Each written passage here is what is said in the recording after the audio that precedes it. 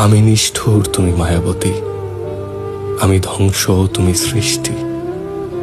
আমি পাপ, তুমি পবিত্র। এত অমিলেও কেন হলো মিলন? কেন কালো অন্তরে ছড়িয়েছিলে ফুলের সুবাস? আমাকে ধ্বংস করার কি অন্য কোনো অস্ত্র ছিল না? এমন কঠিন কষ্ট কেন দেওয়া হচ্ছে আমাকে? তোমার ব্যথায় আমি দগ্ধ হচ্ছি। তোমার কান্না, তোমার আর্তনাদ আমার মস্তিষ্কের প্রতিটি নিউরনকে কাঁপিয়ে তোলে।